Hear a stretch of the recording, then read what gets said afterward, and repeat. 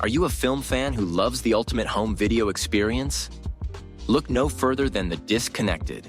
Your host, Ryan Verrill, is your go-to source for the latest and most accurate information on home video releases, exclusive interviews with industry insiders and filmmakers, and has established a thriving community where every film and physical media enthusiast feels welcome. From hidden gems to blockbuster hits, The Disconnected brings you insider knowledge and a welcoming space to share your love of cinema. Watch every Thursday night at 9:30 Eastern, 6:30 Pacific for the live announcements show and follow The Disconnected on social media to stay updated. Subscribe to The Disconnected on YouTube or on the podcast provider of your choice and dive into a world where every movie night is an adventure.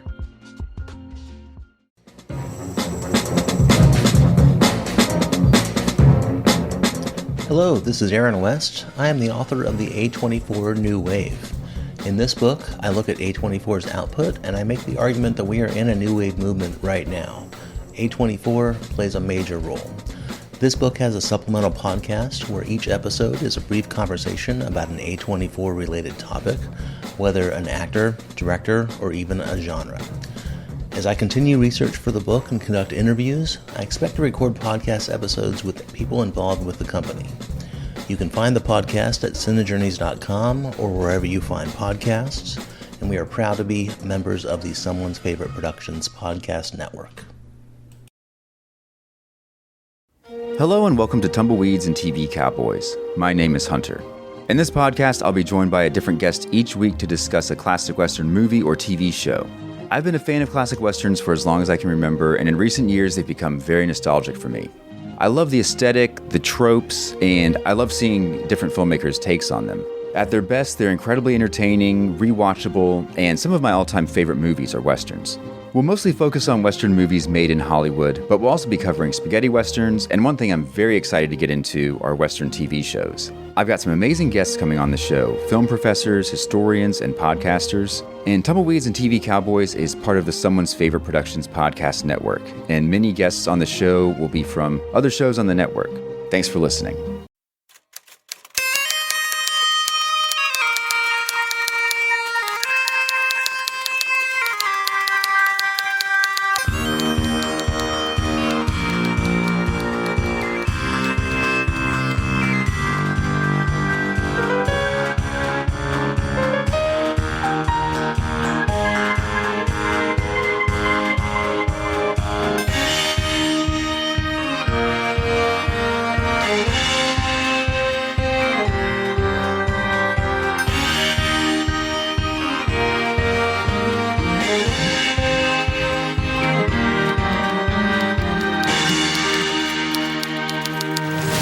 Yesterday's paper? Of course. You saw the front page. Terrormaker. The Unabomber type guy, right? Yeah, homegrown terrorist who sent his victims wax figurines as calling cards. So-called Burning Man. They all died. Apparently they were burned by some kind of biological agent. Yeah, one that seemingly burned his victims alive from the inside. Yeah, but no wax Burning Man was found here. It could have melted in the fire. And the Terrormaker's dead, Kolchak. How can you take a new victim when he died a year ago? That's what I want to know. That was the voice of reporter Carl Kolchak on the case that we're calling Burning Man. This has nothing to do with that festival out in the desert. I was really hoping that it did. This episode aired October 20th, 2005. This is from The Night Stalker, the reboot. Not Kolchak the Night Stalker, but just The Night Stalker. I am your host, Mike White. Joining me, of course, is Mr. Chris Stashew. Be the Terrormaker. Danny, be the Terrormaker. And he was. I love that name. Doug Panera? No, I love the Terrormaker. Right? It's such a stupid name. The Terrormaker. God, holy shit. Can you imagine if that was a real, serial killer name? The Terrormaker strikes again. Yeah, okay. What, is his friends the Keebler Elves with him? Because that's what it sounds like. The Terrormaker sounds like someone Captain Planet would fight.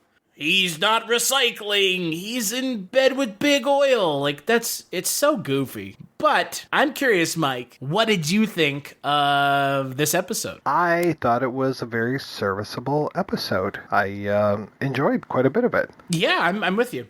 I'm also Chris Stashy, by the way. I didn't even say who I was. But I liked it a lot, too. I liked it up until, like, the last 5 minutes. And then it completely just takes everything good about it and just kind of throws it in the trash, unfortunately. But up until that point, I really enjoyed it. Well, this one was written by Noah Balin, whose work I'm probably familiar with, but not by that name. Noah Balin just doesn't roll off the tongue as much as it should, though he's done his fair share. Law and Order and Night Stalker. He was also one of the executive story editor, but he hasn't really done a whole lot since then. Since like 2007, so I'm not sure why he's not working more. But the TV show Heartland put him out of the business for good. It's that Treat Williams, Right. It's that thing I always say about writers, though. It's just like, you can work your entire life and have like 2 credits to your name, but it's just because of arbitration and all that. And this one was directed by Tony Warmby, and he's still out there. He's doing NCIS episodes. He's doing the whole NCIS universe, NCIS New Orleans, NCIS Los Angeles. I almost said Louisiana, but that's New Orleans. So yeah, he's definitely out there doing a whole bunch of stuff. And he worked on Bones for forever. So, and he also worked on the X-Files as well. Yeah. And 1 episode of Supernatural. Well, and those, if anyone knows anything about Supernatural or the X-Files, which if you're listening to this podcast, you obviously do, these shows are all pretty much from the same vein. And these shows, I'm talking about 2005 Kolchak. Right. Not a whole lot of Jane in this one. There was like a whole section where there was no Jane, and then he kind of came in at the beginning, at the end. I liked this episode for a lot of it, and like you said, some of the main characters are missing, like Jane McManus, but at the same time, I feel like this is finally, and this is the 4th episode of the show. Mind you, there's only 10 episodes, so we're nearing halfway here. This episode is where I feel like the show is finally hitting its stride. Well, this is a good mix of like a one-off weekly type episode, also with just a little bit, it just hints at the larger story, the mythology of the show, but it doesn't really dive into it. But it's a solid story, and it's something that I could see Mulder and Scully taking on, and maybe even Dean and Sam taking on. So it's a very tight little story. I feel like, though, if it had been in either of those shows, and surprisingly it's not this in Night Stalker, it completely shirks the supernatural aspect of it right at the end, which to me is a little odd. Because there would have been, like, in Supernatural or X-Files, there would have been, like, a stinger right near the end, or even right at the end, that reinforced that there is more going on, even if the characters in the episode don't see it. And that for me, like, kind of takes the wind out of this episode a little bit. Because, 2 seconds into this episode, you're already calling that Michael O'Keefe is the killer. Like, there's not a question. And that's a huge issue. There's another huge issue that I have with this episode, is they telegraph that from the first time you see him, which is astoundingly poor writing. Well, though they try to throw us William Lucking as a red herring, but I'm just not having it at all. Well, come on, let's be honest. When you're named after a big green lizard on Star Trek, you're not going to be the killer. Was he supposed to be Gorn? Were we supposed to? Well, no. Was he Gorn from Star Trek? No. Was he supposed to be the killer? Was that they were supposed to be leading us to think he was the killer? I was going back and forth as far as like how much information he had, and then there's a moment where they're like, these things don't add up, and it's like, is it just poor reporting, or is it that he's the killer? But no, it's kind of more poor reporting. Fake news. They talk about fake news multiple times. But we're talking about like the interaction between Stuart Townsend and Gabriel Union, which is essentially the framework of this show. It's very good in this episode. Though I don't buy Carl Kolchak saying flame on at the beginning of that. It just lands so flat. I don't believe him wearing Tony Bahama shirts either. No, because we are back in the land of spontaneous combustion, which we talked about 2 months ago when we were talking about Ryder Storm bursting into flames, and or people around Ryder Storm bursting into flames on the Firefall episode. And here we have spontaneous combustion again, which I was very happy to see. But no, is it spontaneous combustion, or is it a biological agent, a super secret biological agent, one that could have been found in the X-Files? Well, that's the thing. They hang the lantern on this, like, it's a super secret thing. The government is doing all kinds of bad things. Guys, that's so cheap. That's like season 8, 9, 10 of the X-Files cheap. The government's up to no good. Okay. I mean, we're shown in this episode and in previous episodes of The Night Stalker that the government couldn't find its ass if its hands were taped to it. So, they have the killer working in their midst, and they don't even realize it. And yet we're supposed to believe that the government has all these horrible chemical agents, and then it turns out that that's the case. And somehow it gets to you through these little wax statues, which are the Burning Man of the title.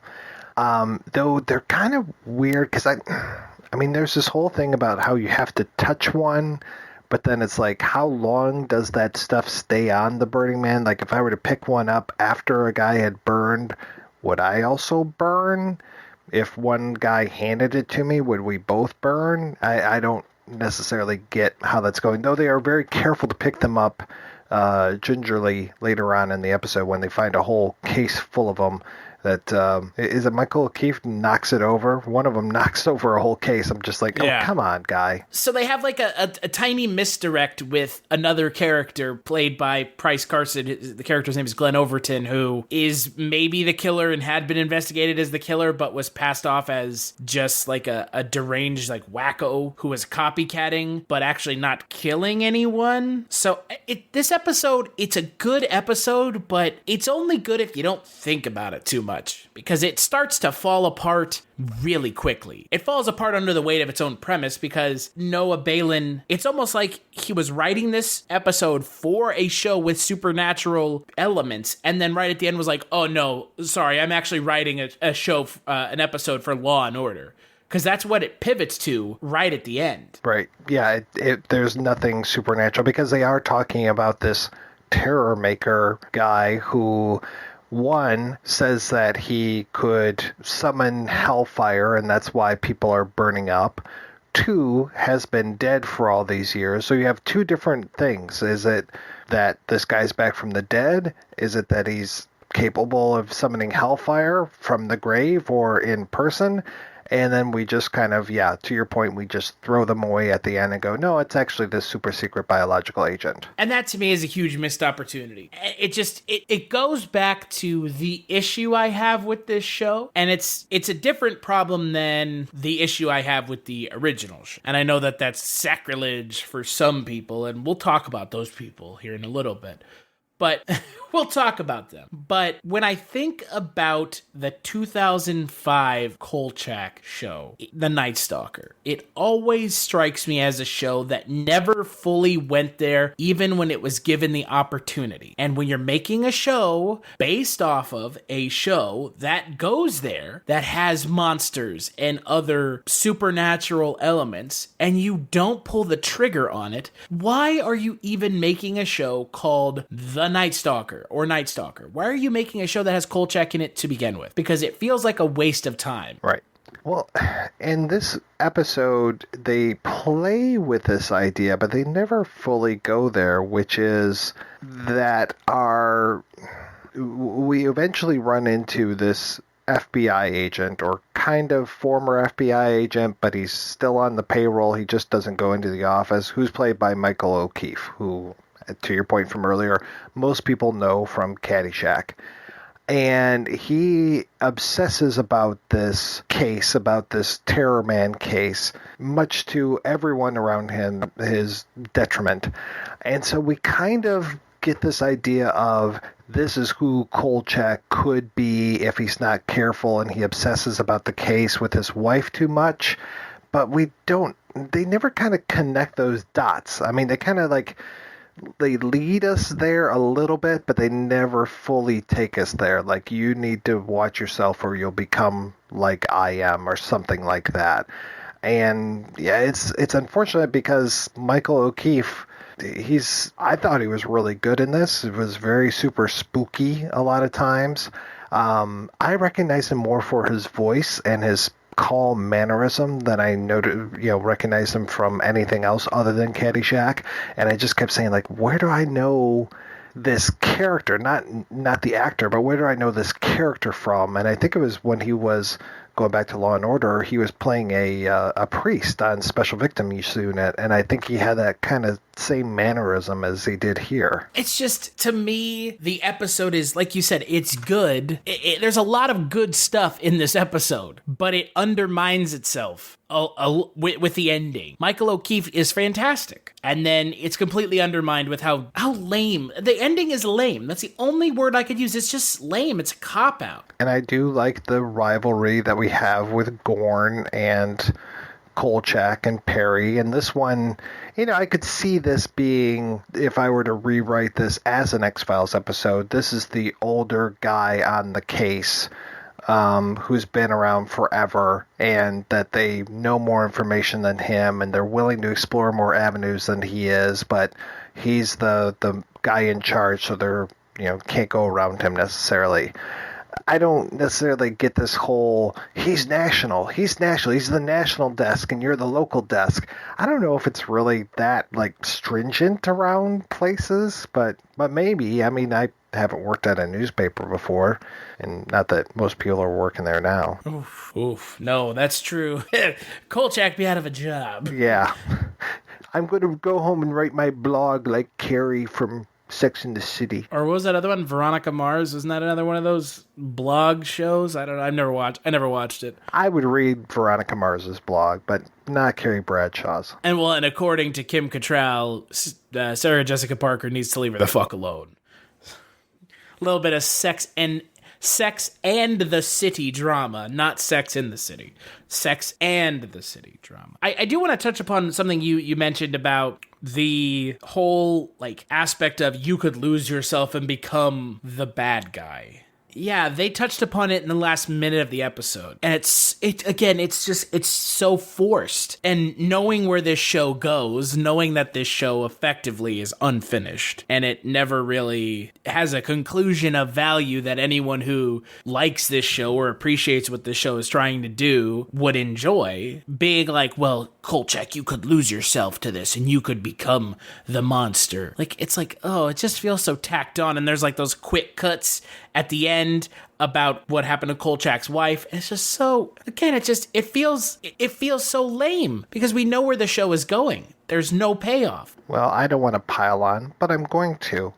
And that's to say that Kolchak breaking the case because Doug Panero has the same red marker that was used to write the note that says I'm back with a Burning Man statuette in there. What the hell? It's like no one else has a red Sharpie.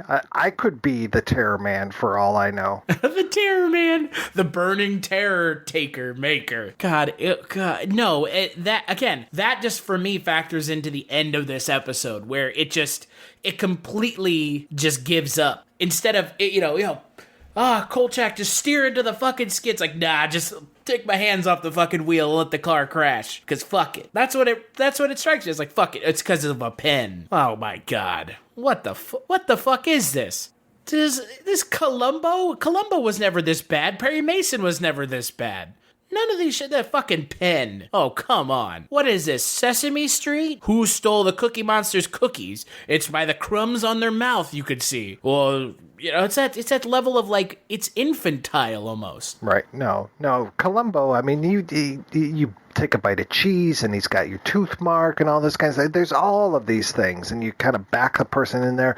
This one, it's almost like, wow, that was a real lucky guess. Yeah, well, yeah, really. It's like fucking children's mystery theater. Really, it's like a high school play. Oh, how did they do it? It's so dumb. And you see him like grab the pen and mark. It's like, really? Like that. Yeah, it's like the Pedia Brown would be laughing at this. Yeah, it's so goofy. What is this, Clue, the TV show all of a sudden? Like Clue Junior, the TV show? I don't know. Again, that for me, that whole, the pen being what is the downfall of Michael O'Keefe's character, it reinforces that they really had no idea how to end this episode.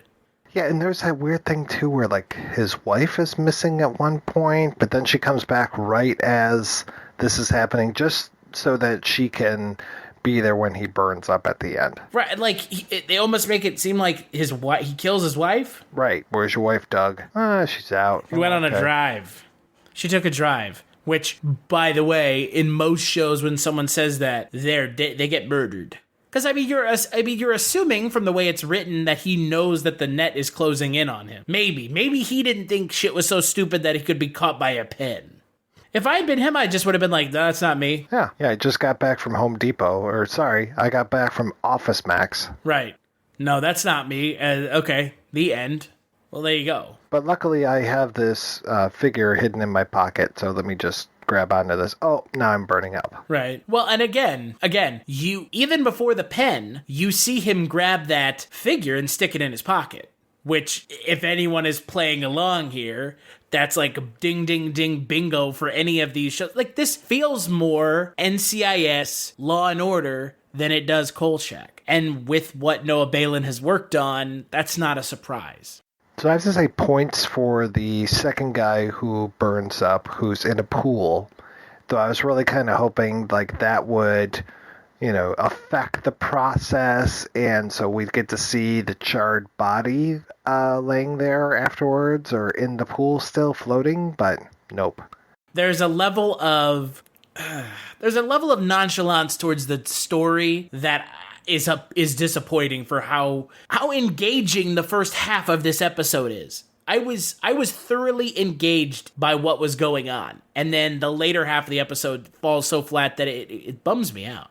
Yeah, and I really like the interplay that was going on between Perry and Gorn, and just the way that he was just this sexist asshole and calling her sweetie and stuff, and I was just like, okay, great, he's going to get his comeuppance at some point. But no, he doesn't. And I'm sure he probably never comes back. No, probably not. I doubt it. Though I like the actor, and I like what he was doing with the character. Right. Oh, I thought he was great. I mean, it was like a, secondary protagonist. Protagonist, or I guess secondary antagonist, not protagonist, and I also like, and this is probably going to drive, and we're finally going to talk about it, this is probably going to drive some of the folks wild when I say this, and this is a hot take. It's nice to see, and I think you might know what I'm going to say, Mike, it's nice to see Vincenzo actually being given somewhat of a character, as opposed to the Night Stalker, the show, Kolchak the Night Stalker, where he's extremely one-note and serves as the person that Kolchak yells at. He's actually given a character in this show, albeit he's not on screen a whole lot of times, but when he is, they seem to make the best of it, especially in this episode, where, he actually sticks up for Kolchak and Perry Reed. He does a Skinner. I'm not going to tell you who to talk to, but if you were to go talk to someone, essentially that. Right, and he actually lets the story stand at the end. I guess probably because there's no supernatural stuff in the story whatsoever, but he has their story run and screw Gorn. I thought at the end of the episode it didn't. They say, Panero let the demons get him. And that's the real killer. And Vincenzo says, well, the other guy was knee-deep in stolen stuff because he was a truck driver. So, but I mean, it's not hard to get confused because, again, with how poor the writing in this show is sometimes, it's thoroughly disappointing that the ending of this episode is mangled as well. Because honestly, the ending should have been Vincenzo is sticking with their story because he sticks up for him. But then again, he, pull up, and he, at the last second, it's like, what? Why even give him the interaction with them where he's like, I'm gonna stick up for you guys, if at the end of the episode he's like, never mind, by the way. kind of, again, it's just disappointing. Now you can just go back to the Kolchak fan group with your tail between your legs and say, yeah, you're right. Those 2005 episodes just aren't any good.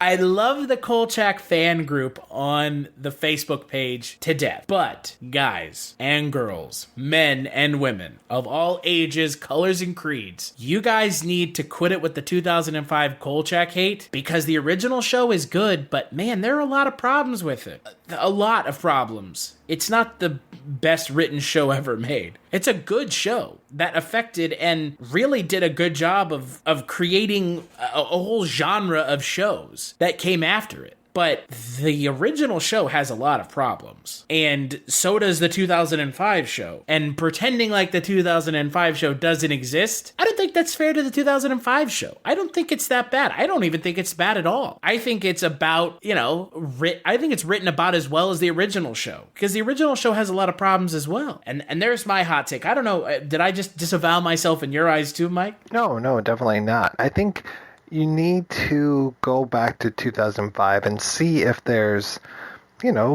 diamonds in the rough going on in here. If not diamonds, at least cubic zirconia, because there's some good stuff happening. There's some good ideas happening.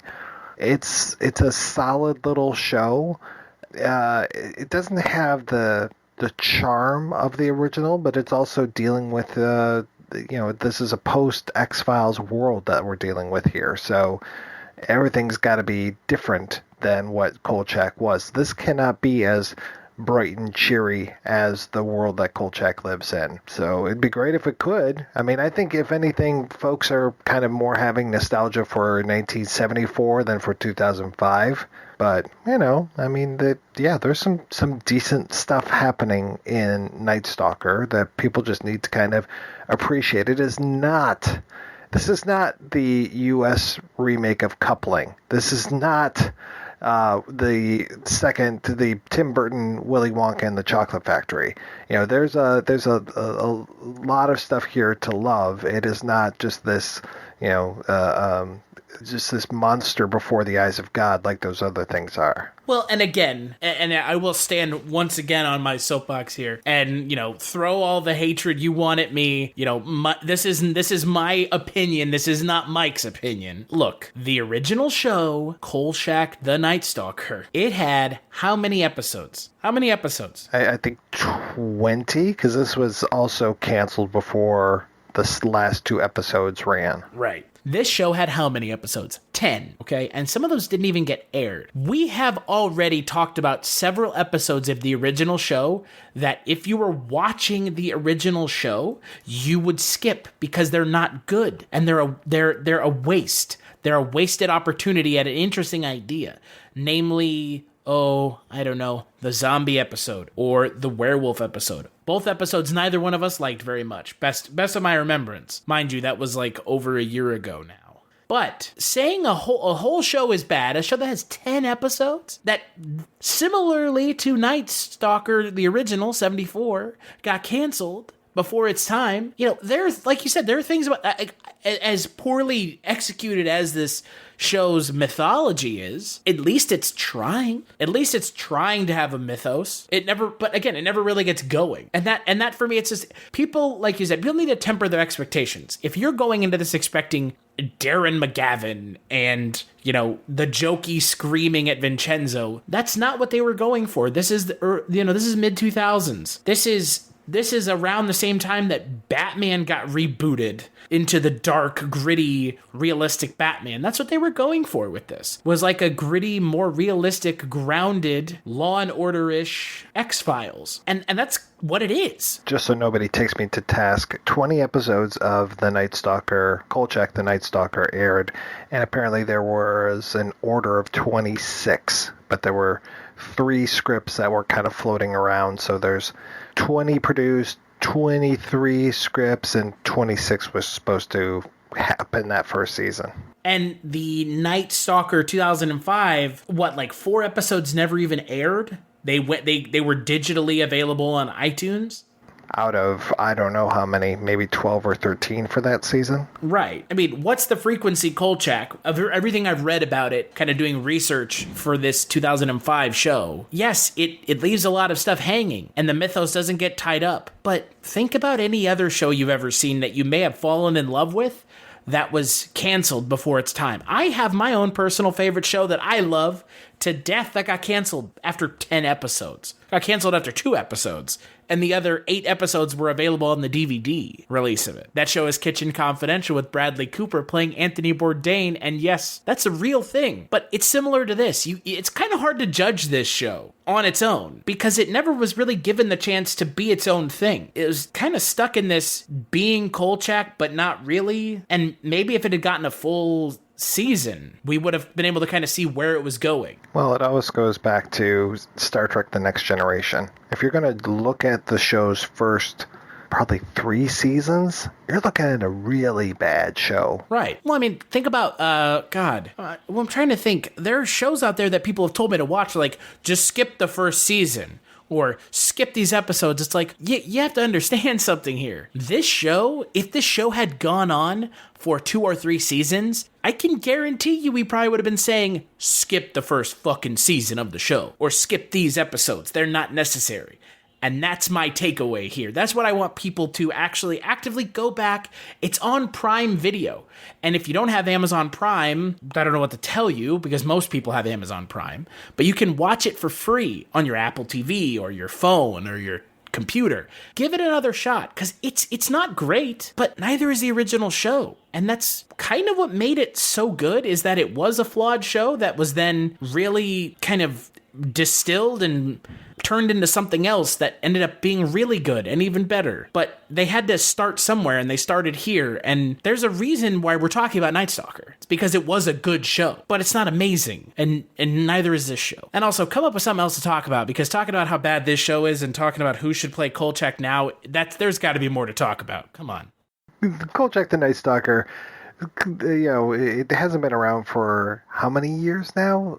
It's 13. 40 years? Oh, are we talking about... we're talking about hold on. We're ignoring the 2005 show, I'm Mike? just saying that the original show hasn't been around for 40 years. So right. It's got to be tough to dig out new material about this stuff. Yeah, but, I love Kolchak. I love Darren. I can't tell if I love the show or if I love Darren McGavin in the show. It's like a mix of both, because some of the episodes have been so hokey that they're almost unexcusably hokey, but I love Darren McGavin, and that's why I keep watching it, other than doing this podcast. But if I weren't doing this podcast, that's why I would watch it over and over, is because Darren McGavin as Kolchak is a fantastic character. But Stuart Townsend doing his own thing as Kolchak's not bad either. It's different. It was never going to be Darren McGavin. And I think that's actually kind of a good thing, right? Because not doing an imitation of Darren McGavin, that would have been bad. Plus, like, how realistic is a guy walking around in a pork pie hat in the 2000s? Come on, guys. I would have been. Get Johnny Depp to do it. Triggered them all. Get Bryan Cranston. Cranston could do it. Cranston could do it. I don't want Kolchak to come back. He doesn't need to come back. I'm okay if he does. But you know what I mean? He doesn't have to. I mean, he's already come back. He's come back through the Winchester brothers, through Mulder and Scully, through Fringe. Just kidding.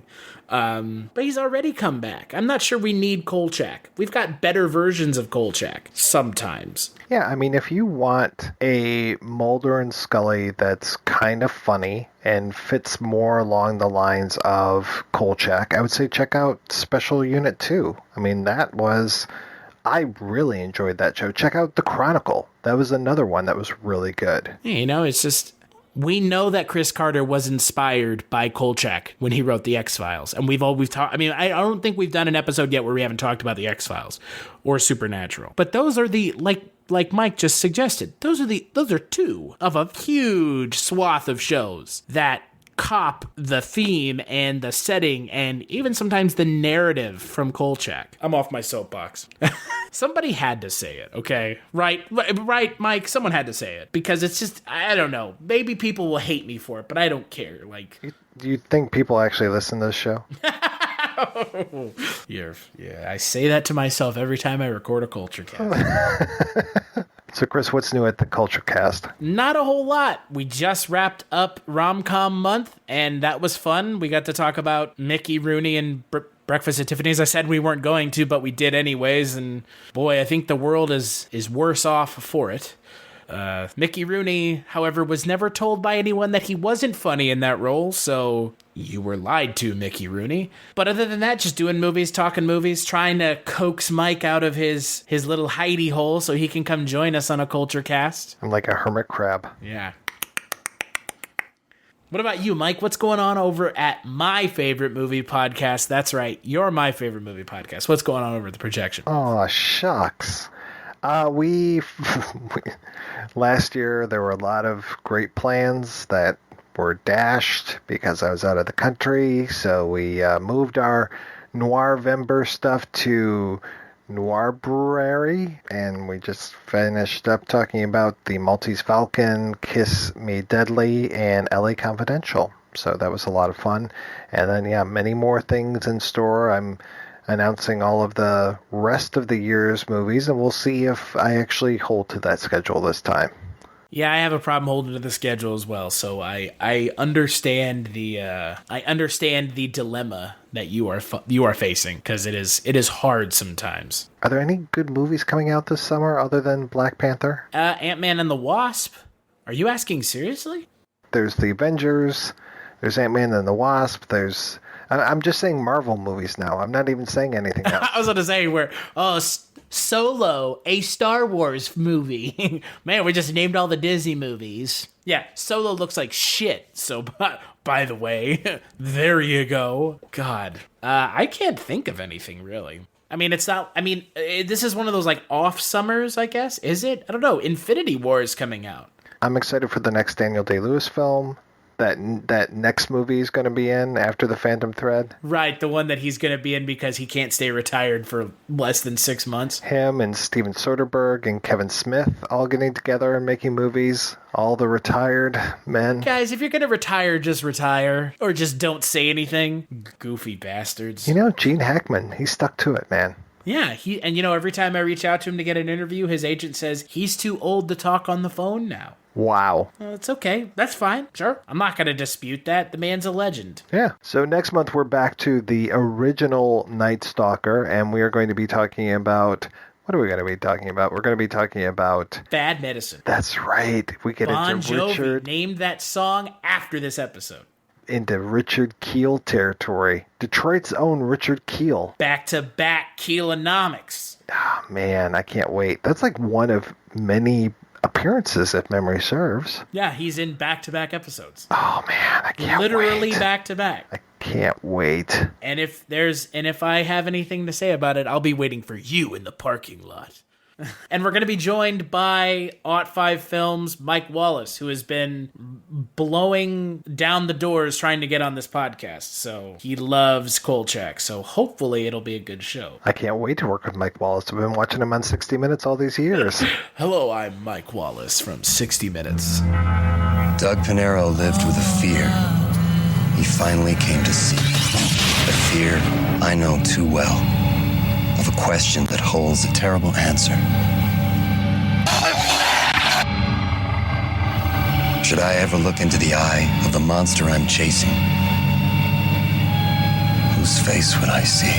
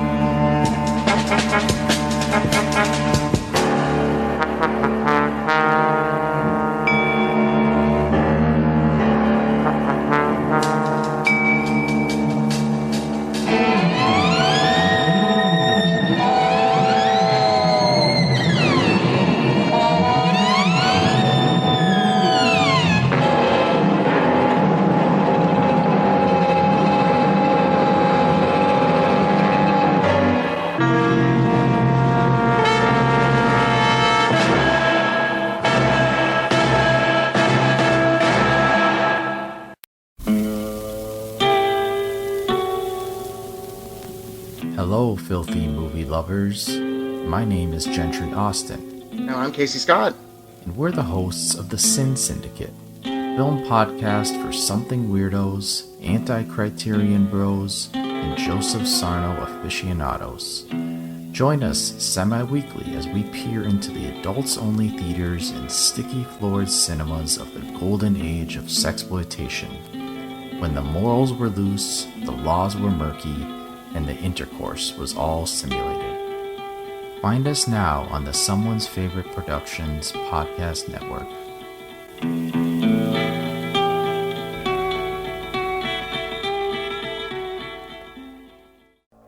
If you're looking for more horror outside of the mainstream, look no further than Unsung Horrors, a podcast about underseen horror movies. I'm Lance. And I'm Erica. Every other week, we'll cover a horror movie with fewer than 1,000 views on Letterboxd. We'll even give you double feature recommendations to pair with the movies we discuss. From gothic to shot on video, from slashers to comedies, from giallo to J-horror, we'll cover all the subgenres. So join us as we unearth these hidden gems of horror. Follow us on Instagram, Twitter, and Facebook, all at Unsung Horrors, available wherever you listen to podcasts. And part of the Someone's Favorite Productions podcast network.